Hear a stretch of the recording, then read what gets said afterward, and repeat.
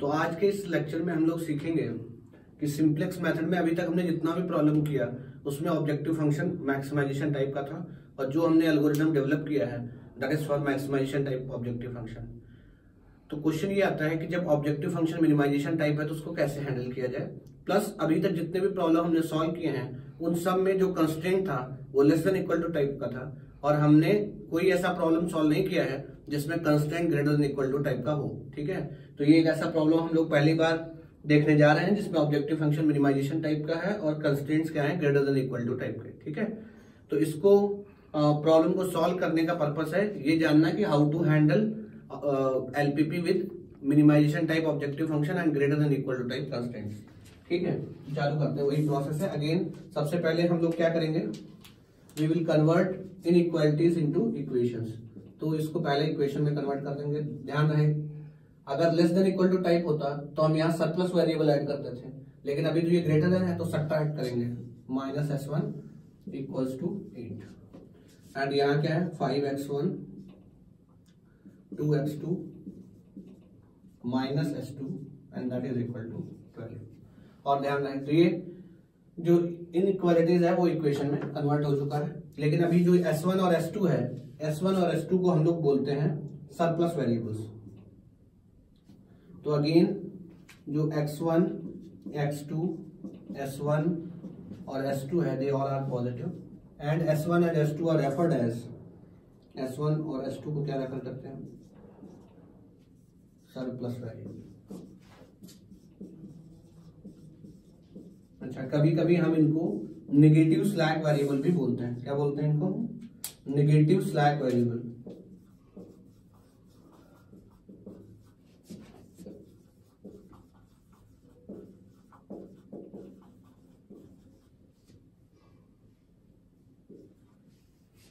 ठीक है ना, नेगेटिव स्लैक वेरिएबल।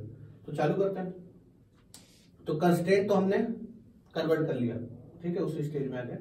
अब देखो ऑब्जेक्टिव फंक्शन है मिनिमाइजेशन टाइप का, और जो हमारा एल्गोरिदम है वो किसके लिए है, मैक्सिमाइजेशन टाइप के लिए। तो हम इसको मैक्सिमाइजेशन में कन्वर्ट करेंगे। देखो आप चाहे मिनिमाइज जेड को मिनिमाइज करो या मैक्सिमाइज करो माइनस जेड को, मैक्सिमाइज माइनस जेड, ठीक है, एक ही बात है। तो हम क्या करेंगे, इन कोफिशिएंट्स को -1 से मल्टीप्लाई कर देंगे। तो अब ये क्या हो जाएगा, -3x1 क्या हो जाएगा, -3x1, और 4x2 क्या हो जाएगा, -4x2। ठीक है, अगेन प्लस 0s1 प्लस 0। ठीक है, अगेन हम लोग सिंप्लेक्स का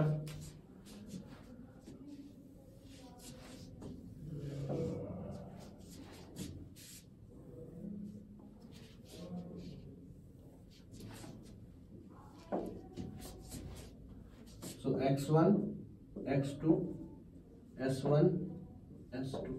ठीक है, तो बेसिक देखो कितने कंस्टेंट्स है, 2 कंस्टेंट है, 2 बेसिक वेरिएबल चाहिए। तो देखते हैं कि s1 s2 इस बार बेसिक वेरिएबल बनता है कि नहीं बनता है। तो अगर x1 का कोफिशिएंट क्या होगा 2 5 और x2 का कोफिशिएंट क्या होगा 3 2। s1 का कोफिशिएंट क्या है देखो -1 0 और s2 का कोफिशिएंट क्या है 0 -1। देखो ये आइडेंटिटी मैट्रिक्स नहीं बन रहा है, ये डाउट नहीं होना चाहिए ये नेगेटिव कोफिशिएंट के साथ आपका आइडेंटिटी मैट्रिक्स बना, नहीं, this is not identity matrix, है ना। इसका मतलब जब भी constraint greater than equal to type के होंगे, जब भी constraint greater than equal to type के होंगे, तो जो आप सरप्लस वेरिएबल को सब्ट्रैक्ट करेंगे वो आपके बेसिक वेरिएबल नहीं है। सरप्लस वेरिएबल कभी भी जो आपका है बेसिक वेरिएबल की तरह, इनिशियल बेसिक वेरिएबल की तरह काम नहीं करते। ठीक है ना, तो अब हमें इनिशियल बेसिक वेरिएबल तो चाहिए और 2 चाहिए, 2 इनिशियल बेसिक वेरिएबल चाहिए। ठीक है, तो तभी हम प्रोसीड कर पाएंगे। तो हम इनिशियल बेसिक वेरिएबल कैसे बनाएंगे, देखो हमने क्या किया इस सिचुएशन में, हमने यहाँ 2 वेरिएबल ऐड किए। बहुत ध्यान से ध्यान दें, अगर हम ध्यान से देखें a1 a2 को हम बोलते हैं आर्टिफिशियल वेरिएबल, और इसको ध्यान से समझ लें कि आर्टिफिशियल वेरिएबल का क्या यूज है। अब देखो आर्टिफिशियल वेरिएबल जैसे ही आप रखोगे a1 और a2 तो ये क्या होगा, देखो 1 0 और 0 1, आइडेंटिटी मैट्रिक्स बन गया, आइडेंटिटी मैट्रिक्स बन गया। ठीक है ना,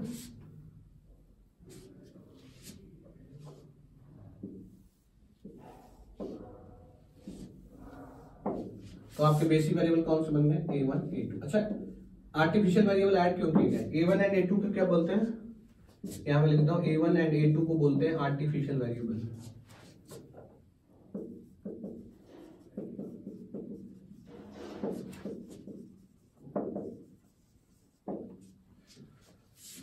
अब इसके बारे में मैं एक चीज बहुत बता दूं, बहुत इंपॉर्टेंट है, ध्यान रखना है, वो ये है आर्टिफिशियल वेरिएबल को हमने ऐड क्यों किया, क्योंकि हमारा आइडेंटिटी मैट्रिक्स नहीं बन रहा था, तो हमें बेसिक वेरिएबल नहीं मिल रहे थे। ठीक है, तो देखो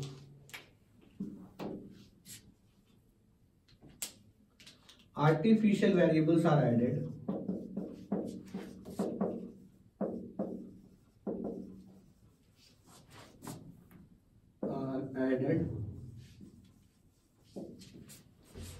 only to get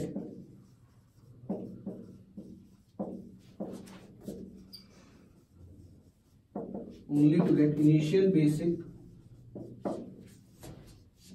feasible solution.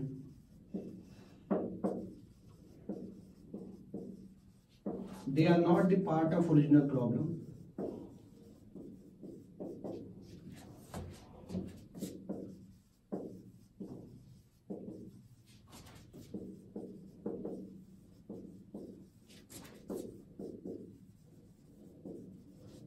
And hence they should not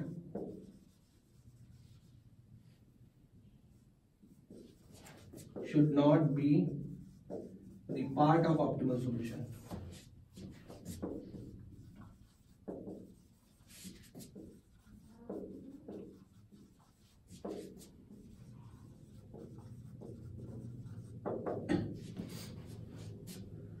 इस स्टेटमेंट को बहुत ध्यान से समझना, वेरी इंपॉर्टेंट। आर्टिफिशियल वेरिएबल क्यों ऐड किए गए, artificial variables are added only to get initial basic feasible solution. ठीक है ना, इनको क्यों ऐड किया गया, इनको मात्र इसलिए ऐड किया गया कि हमारा आइडेंटिटी मैट्रिक्स नहीं बन रहा था और हमें इनिशियल बेसिक वेरिएबल नहीं मिल रहे थे। ठीक है ना, इनको सिर्फ इसलिए ऐड किया गया क्योंकि हमारा इनिशियल बेसिक फीजिबल सॉल्यूशन हमें नहीं मिल रहा था और हमें आइडेंटिटी मैट्रिक्स बनाना था। बिल्कुल यही पर्पस है। Artificial variables are added only to get initial basic feasible solution. ठीक है, ये इतना स्टेटमेंट क्लियर है। They are not the part of original problem, वो इनिशियल प्रॉब्लम का हिस्सा नहीं है। They are not the part of original problem, they are not the part of original problem, वो ये ओरिजिनल प्रॉब्लम का हिस्सा नहीं है। ठीक है, and hence they should not be the part of optimal solution, इसलिए वो ऑप्टिमल सॉल्यूशन का भी हिस्सा नहीं होने चाहिए। They should not be part of optimal solution. तो ये चीज हमें ध्यान रखना चाहिए। आर्टिफिशियल वेरिएबल का पर्पस क्या है, ये सिर्फ इनिशियल बेसिक फीजिबल सॉल्यूशन बनाने के लिए ऐड किए गए हैं। इनका ओरिजिनल प्रॉब्लम में कोई एग्जिस्टेंस नहीं था और इनका ऑप्टिमल सॉल्यूशन में भी इसलिए कोई कंट्रीब्यूशन नहीं होगा। ये बिल्कुल ऐसा है, दो भाइयों का प्रॉपर्टी का विवाद था, तो एक थर्ड आदमी आया, बोला चलो तुम लोग झगड़ा मत करो, मैं तुम्हारा प्रॉपर्टी का जो विवाद है उसको सुलझा देता हूं। ठीक है, लेकिन इसका मतलब ये नहीं कि जब प्रॉपर्टी जिसका विवाद दो भाइयों में है उसका जब बंटवारा होगा तो तीसरा आदमी जो बंटवारा करवा रहा है उसको कुछ नहीं मिलेगा, है ना। तो बिल्कुल ऐसा ही है। तो आर्टिफिशियल वेरिएबल ने बोला ठीक है आपका इनिशियल बेसिक फीजिबल सॉल्यूशन नहीं बन रहा, मैं बनाऊंगा इनिशियल बेसिक फीजिबल सॉल्यूशन, लेकिन इसका मतलब ये नहीं कि ये सॉल्यूशन का हिस्सा बनेगा, क्योंकि प्रॉपर्टी दो भाइयों की है और उन्हीं दो में बटेगी। जो तीसरा आदमी बंटवा रहा है उसको कुछ नहीं मिलना चाहिए। ठीक है ना, क्योंकि वो प्रॉपर्टी का हकदार नहीं है। आई होप ये चीज क्लियर है। अब ये मेंटेन कैसे करते हैं, देखो ये इंश्योर कैसे करते हैं कि ओरिजिनल प्रॉब्लम का मतलब आर्टिफिशियल वेरिएबल ऑप्टिमल सॉल्यूशन का हिस्सा न बने। जैसे मान लो तीसरा आदमी आया, दो भाइयों का विवाद था प्रॉपर्टी का, तीसरा आदमी आया, ठीक है ना, और तीसरे आदमी ने क्या बोला कि ठीक है मैं प्रॉपर्टी का बंटवारा कराता हूँ। हो सकता है तीसरे आदमी का इंटेंशन ऐसा हो कि इन दो भाइयों के बंटवारे में मैं कुछ प्रॉपर्टी निकाल लूं, ठीक है ना, ऐसा हो सकता है ना। तो जब बंटवारा हो तो हमें ये इंश्योर करना पड़ेगा कि जो तीसरा आदमी है जो बंटवारा करा रहा है उसको कुछ ना मिले। तो हमें कोई ऐसा मैकेनिज्म डेवलप करना पड़ेगा जिससे हम ये इंश्योर करें कि तीसरे आदमी के हाथ में कुछ ना जाए। तो हमें ये इंश्योर करना पड़ेगा कि आर्टिफिशियल वेरिएबल कभी ऑप्टिमल सॉल्यूशन का हिस्सा ना बने, क्योंकि वो कभी ओरिजिनल प्रॉब्लम का हिस्सा थे ही नहीं। और ये स्टेटमेंट बार बार ऑब्जेक्टिव्स में पूछा गया, बार बार ये स्टेटमेंट ऑब्जेक्टिव में पूछा गया, तो ध्यान रहे, आगे भी ये इसका चर्चा होगा इस पे। ठीक है, देखो क्या करते हैं, ये इंश्योर कैसे करते हैं। देखो स्लैक सरप्लस वेरिएबल का कोफिशिएंट क्या है? 0. The coefficient of slack variables and surplus variable in the objective function is 0. The coefficient of slack variables and surplus variable in the objective function is 0. Objective function में surplus और slack variable का coefficient 0 होता है, लेकिन artificial variable का coefficient 0 नहीं होता. Artificial variable का कोफिशिएंट क्या होता है? देखो ये मैक्सिमाइजेशन है ना, इसलिए -m. -m.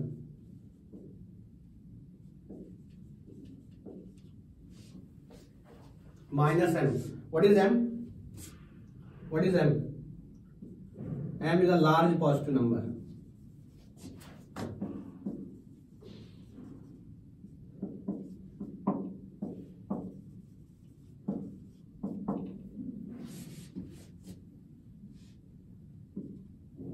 ठीक है, large positive number. Large positive number मतलब इसको आप इन्फिनिटी समझ सकते हो, लेकिन फिर एक क्वेश्चन है यार इन्फिनिटी है तो फिर इन्फिनिटी लिखने को नहीं है, वो हम आगे देखेंगे. So it's a large positive number m. ठीक है, अब क्वेश्चन ये है कि m कोफिशिएंट दे के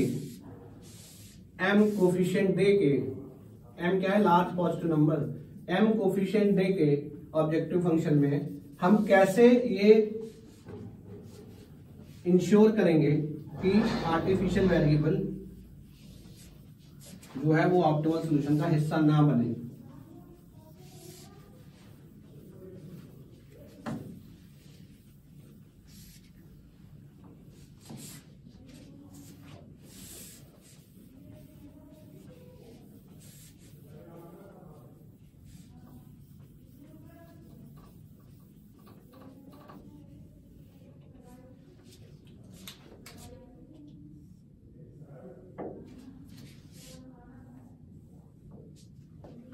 देखो कोफिशिएंट ये हल करते हैं.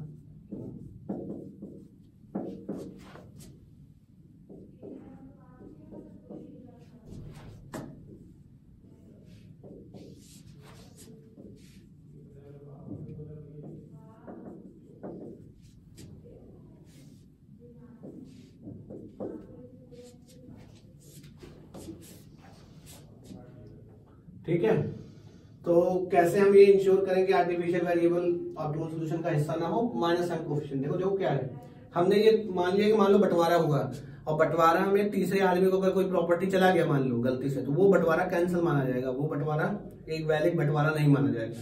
ठीक उसी तरह देखो ये इन्फिनिटी है, ठीक है, और मैक्सिमाइज किसको करते हैं? मैक्सिमाइज करते हैं प्रॉफिट को. अगर आर्टिफिशियल वेरिएबल का कुछ भी वैल्यू आ गया, मतलब देखो वैल्यू दो ही आता है वेरिएबल का, या तो पॉजिटिव आएगा या 0 आएगा. अगर इसका वैल्यू पॉजिटिव हुआ, कुछ भी हुआ, मान लो इसका वैल्यू 2 आया, अगर इसका वैल्यू 2 आ गया तो 2 इंटू इन्फिनिटी क्या होगा? 2 इंटू माइनस इन्फिनिटी क्या होगा? -इन्फिनिटी. और इस पूरी मैक्सिमाइजेशन प्रॉब्लम का आंसर हो जाएगा -इन्फिनिटी. और मैक्सिमाइज तो करते हैं प्रॉफिट को, और प्रॉफिट अगर -इन्फिनिटी हुआ इसका मतलब आपका बिजनेस क्या हो गया? सत्यानाश. ठीक है, तो अगर आप चाहते हो कि आपका प्रॉब्लम का कुछ ना कुछ सोल्यूशन निकले, ठीक है, तो यदि आप चाहते हो प्रॉब्लम का कुछ ना कुछ सोल्यूशन निकले तो आर्टिफिशियल वेरिएबल्स का वैल्यू जो है वो 0 होना चाहिए. a1 a2 0 होगा तभी इसका कुछ ना कुछ फाइनाइट वैल्यू आएगा.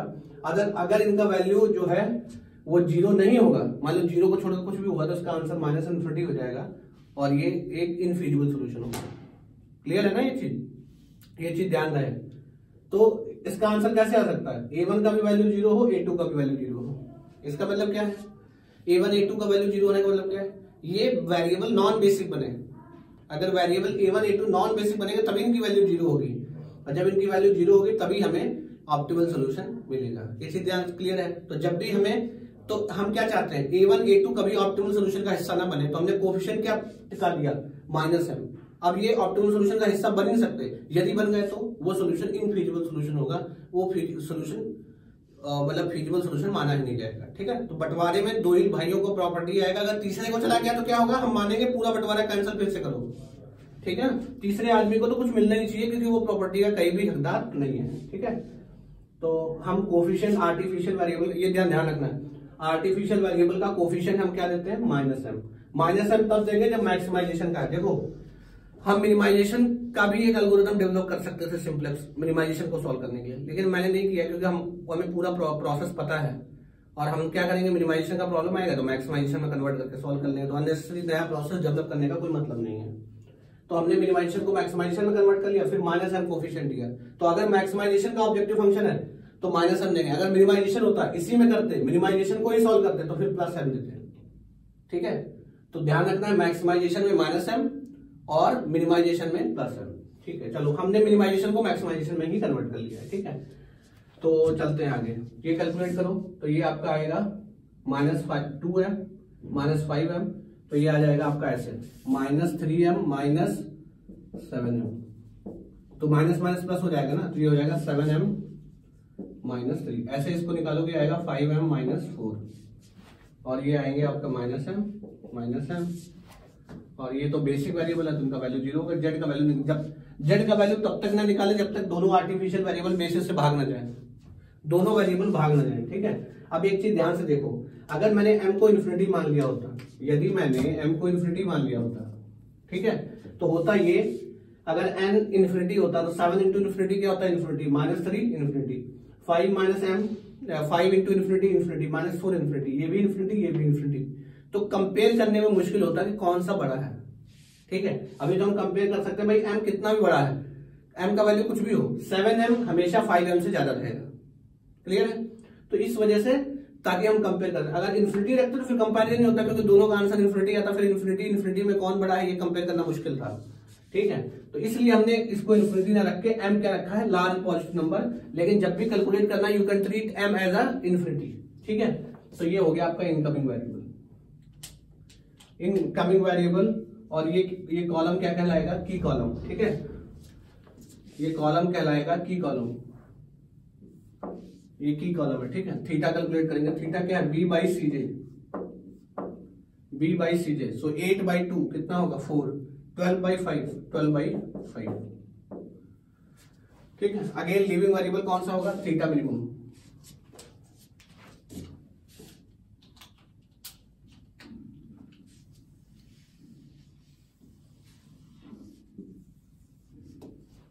तो ये हो गया पिवट रो, की कॉलम, पिवट एलिमेंट।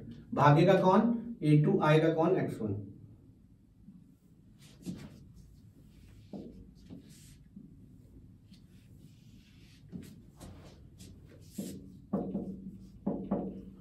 तो आएगा X1, उसका कोफिशिएंट है -3, और A1 रहेगा, उसका कोफिशिएंट है -1। अगेन वही प्रोसेस वही है। तो यहाँ क्या, यहाँ क्या आ जाएगा, देखो 5 है, हमें यहाँ 1 चाहिए ना, तो X1 है, 3 हो जाएगा 1 0, और A1 रहेगा 1 0। ठीक है, तो देखो यहाँ 1 कैसा है। अब एक चीज और समझ लें, A2 भाग गया ना, A2 भाग गया, यहाँ से हट गया, इसमें A2 नहीं है। अब A2 का फर्दर कैलकुलेशन करने की जरूरत नहीं है। अभी एक स्टेटमेंट ES में ऑब्जेक्टिव्स में पूछा था, मैं यहाँ लिख देता हूँ।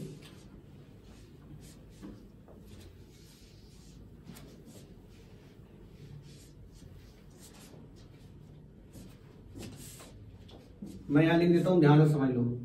एक बार अगर आर्टिफिशियल वेरिएबल तुम्हारी बेसिस से भाग गया, A2 भाग गया, अब इसका कैलकुलेशन ही मत करो, क्योंकि वापस कभी एंटर करने की कोशिश नहीं करेगा, है ना। देखो सिंप्लेक्स में ऐसा हो सकता है कि कोई वेरिएबल अभी लिविंग वेरिएबल है ना, और थोड़ी देर बाद तुम देखो वो फिर से इनकमिंग वेरिएबल बन जाए, ऐसा हो सकता है। लेकिन ऐसा कभी नहीं होगा कि अगर आर्टिफिशियल वेरिएबल एक बार भाग गया बेसिस से, वो वापस कभी बेसिस में नहीं आएगा। तो उसका कॉलम एक बार भागा, जैसे A1 है तो A1 का कैलकुलेशन तो चलेगा, लेकिन A2 बेसिस से निकल गया तो A2 को अब हम एलिमिनेट कर देंगे, क्योंकि वापस कभी भी एंटर करने की बेसिस में कोशिश नहीं करेगा। तो ध्यान से देख लो, once artificial variable has left the basis,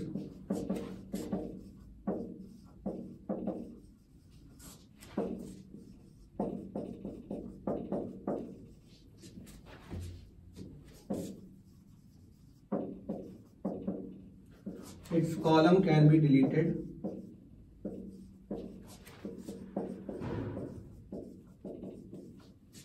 from simplex table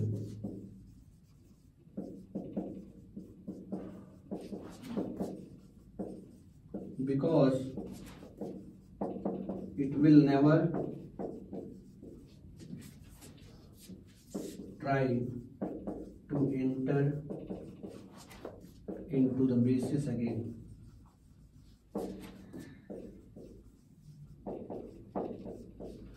ये कभी भी वापस बेसिस में दोबारा एंटर करने की कोशिश नहीं करेगा। इसलिए इसका एक बार अगर तुम्हारा क्या नाम है ये कॉलम से भाग जाए तो उसका कॉलम एक बार सिंपलेक्स टेबल से चला जाए तो उसका कॉलम सिंपलेक्स टेबल से डिलीट कर दो। देखो once the artificial variable has left the basis, है ना, एक बार आर्टिफिशियल वेरिएबल बेसिस से अगर हट गया, it's column can be deleted from the simplex table, उसका जो कॉलम है वो सिंपलेक्स टेबल से डिलीट किया जा सकता है। Because it will never try to enter into the basis again, क्योंकि ये वापस बेसिस में एंटर करने की कोशिश नहीं करेगा। देखो ये सब ऐसी चीजें हैं, अगर तुम कैलकुलेट भी करते रहोगे तो कोई फर्क नहीं पड़ता, है ना, लेकिन ये चीजें तुम्हें पता होना चाहिए क्योंकि ये इंग्लिश में ऑब्जेक्टिव में पूछ चुका है। ठीक है, तो ये सिंपलेक्स कुछ ऐसा है ना कि तुमको पता ही लग रहेगा, तुम मेथड सीख लोगे, अगर तुम्हारा कंसेप्चुअल अंडरस्टैंडिंग नहीं है तो थ्योरेटिकल क्वेश्चन आंसर नहीं दे सकते। जैसे मान लो आपको ये स्टेटमेंट नहीं पता है, अगर ये आपको स्टेटमेंट नहीं पता, आप A2 का कॉलम कैलकुलेट करते रहो, कोई फर्क नहीं पड़ता उससे, है ना, आंसर आएगा। लेकिन ऑब्जेक्टिव में पूछेगा तो आपको पता ही नहीं होगा। सो सिंपलेक्स एक ऐसी चीज है जिसमें बहुत सारा कॉन्सेप्ट है, एन नंबर ऑफ कॉन्सेप्ट है, और आपको धीरे धीरे हर आपके दिमाग में आएगा। और ये जो एरिया है ये ईएससी और गेट के लिए एक्सट्रीमली डिफिकल्ट एरिया है, इसको मैं हटा रहा हूं। आई होप ये लिख लिया होगा आपने।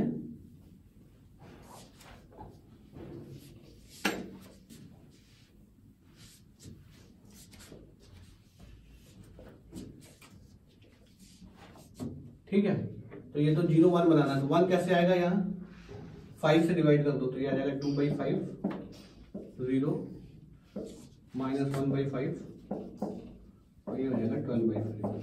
अगेन यहाँ 0 बनाना है तो इसको 2 से मल्टीप्लाई कर दो, ओल्ड माइनस न्यू कर लो, इसको 2 से मल्टीप्लाई करोगे तो ये आएगा 4/5, 11/5, ये तो आ जाएगा -1 और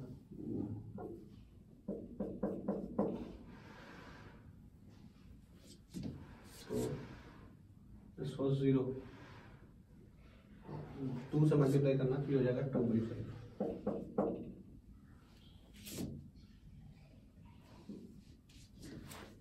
तो ये आ जाएगा 8 - 24/5 तो हो जाएगा 16/5। अगेन x1 0 आएगा, a1 0 आएगा क्योंकि बेसिक वेरिएबल है। बाकी इसको कैलकुलेट करोगे तो ये आएगा 11/5m, कुछ पीछे रहेगा कैलकुलेट करने की जरूरत नहीं है ना। ये आएगा -m, तो -m का काम खत्म हो गया। ये क्या आएगा तुम्हारा 2/5m और फिर ये कुछ माइनस में आएगा, इसलिए मैं कैलकुलेट कर रहा हूँ, मुझे तो जस्ट कंपेयर करना है ना, कंपेयर करना है। तो मुझे पता है कि यहाँ पे एक टर्म आएगा, यहाँ पे एक टर्म आएगा और यहाँ पे एक टर्म आएगा, लेकिन मैं कैलकुलेट नहीं कर रहा हूँ। क्यों? मुझे पता है 11/5m 2/5m से बड़ा है, तो इनकमिंग वेरिएबल आपका यही हो जाएगा, ये हो जाएगा इनकमिंग वेरिएबल। तो ये हो गया की कॉलम।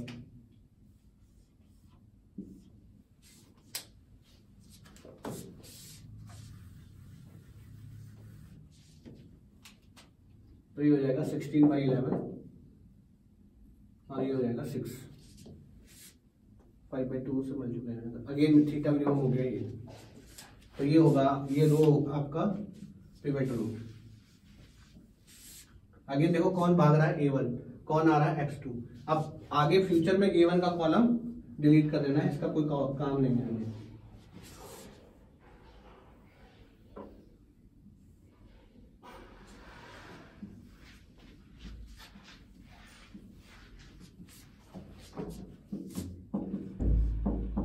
ठीक है, तो कौन कौन आएगा, x2।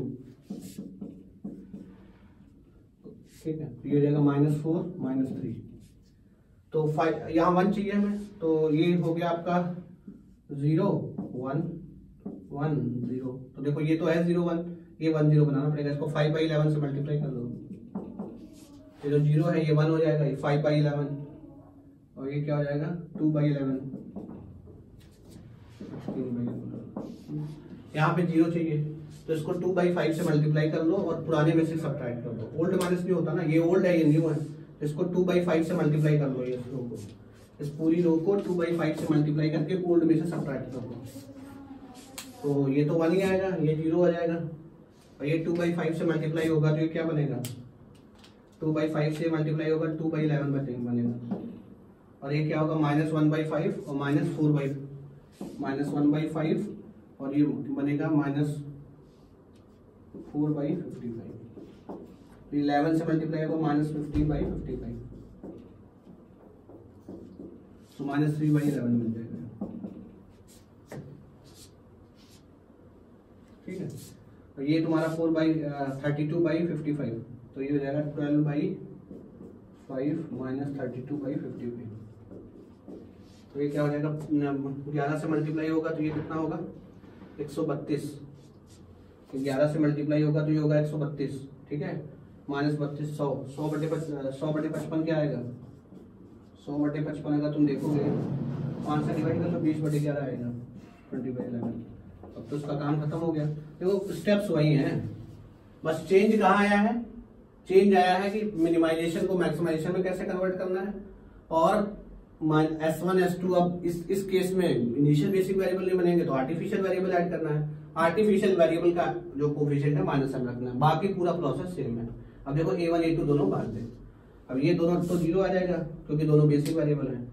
इनको कैलकुलेट कर लो तो ये आएगा +20 और -6, तो ये आएगा -14/11, और ये आएगा 8 -9, तो ये आएगा -1/11।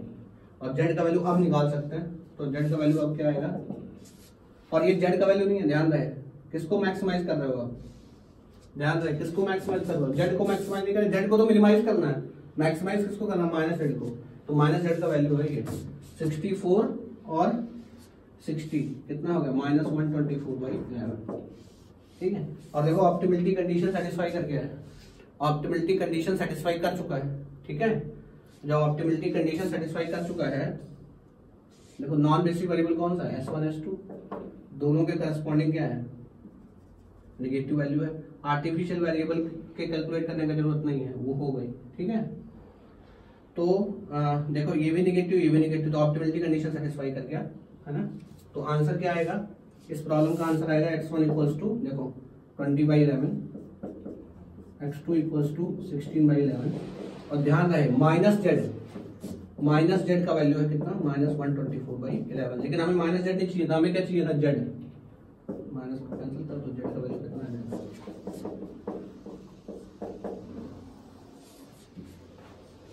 ठीक है।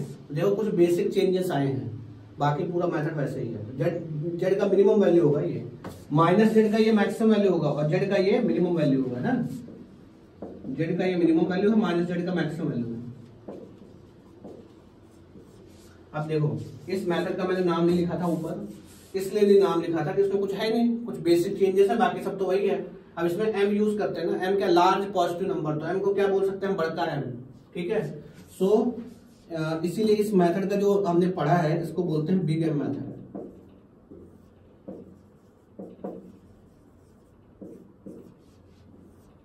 क्या बोलते हैं इसको, big M method, big M method, बड़का M मेथड। क्यों, m को मैंने बोला ना m लार्ज पॉजिटिव नंबर, तो ये कुछ नहीं है, action simply extension of simplex method. ठीक है, इसलिए मैंने पहले नाम नहीं बताया था, है ना, क्योंकि हमें वो नाम से ऐसा लगता है कि हम कोई नया मेथड पढ़ रहे हैं, तो उस वजह से है सिंप्लेक्स। क्या मॉडिफिकेशन है, बस इतना मॉडिफिकेशन एक बार मैं फिर से रिपीट कर देता हूँ। मिनिमाइजेशन है तो मैक्सिमाइजेशन में कन्वर्ट करने के लिए सारे कोफिशिएंट को -1 से मल्टीप्लाई कर देंगे। Greater than equal to constant है तो -S1 -S2 होगा। ये इनिशियल बेसिक वेरिएबल नहीं बनेंगे तो उसके लिए आर्टिफिशियल वेरिएबल ऐड किया। आर्टिफिशियल वेरिएबल का पर्पस क्या है, the purpose of artificial variable is to only get initial basic feasible solution, मतलब शुरुआती मैट्रिक्स बना देना, और ये कभी ओरिजिनल प्रॉब्लम का हिस्सा नहीं थे, इसलिए ये ऑप्टिमल सॉल्यूशन का भी हिस्सा नहीं है, इसलिए इनको आर्टिफिशियल बोलते हैं। इनका कोई सेंस नहीं है, फिजिकल सिग्निफिकेंस नहीं है, they are just added to get initial basic feasible solution. कुछ लोग होते हैं जिनका काम निकालने के लिए इस्तेमाल करते हैं, तो ये बस वही है, इसलिए ये फाइनल सॉल्यूशन का हिस्सा नहीं है। ठीक है, और ये हमें ध्यान रखना है कि जैसे जैसे आर्टिफिशियल वेरिएबल यहाँ से भागते जाएंगे, इनका कॉलम सिंप्लेक्स टेबल से डिलीट करते जाएंगे। क्यों डिलीट करते जाएंगे, क्योंकि ये वापस कभी भी बेसिस में आने की कोशिश नहीं करते हैं। ठीक है ना, तो ये कुछ की पॉइंट्स है। फाइनल में जो वैल्यू आएगा वो जेड का नहीं -z का वैल्यू होगा, तो माइनस माइनस दोनों साइड से कैंसिल आउट हो जाएगा, जेड का ये मिनिमम वैल्यू आ जाएगा 124/11। आई होप कि ये वीडियो आपके लिए बेनिफिशियल रहा होगा। ठीक है, और आप बिग M मेथड को समझ पाए होंगे। तो ये एक बेसिक चीजें हैं जो हमें सब जगह समझ में आना चाहिए। अब बात करें यूएससी प्रीलिम्स वगैरह में तो ये क्वेश्चन सॉल्व करने को नहीं आएगा, लेकिन जो मैंने बीच में कॉन्सेप्ट बताया कि आर्टिफिशियल वेरिएबल का क्या पर्पस होता है, या क्या नाम है इसका, जैसे ये आर्टिफिशियल वेरिएबल सिंपलेक्स टेबल से बाहर जाता है उसका कॉलम डिलीट कर सकते हैं। तो ऐसे क्वेश्चन प्रीवियस ईयर में बहुत बार पूछे जा चुके हैं। तो ये मेथड काम का नहीं है प्रीलिम्स का, लेकिन इससे जो जुड़ी हुई सारी चीजें हैं they are important for ESC mains. तो आई होप ये वीडियो आपके लिए यूजफुल रहा होगा।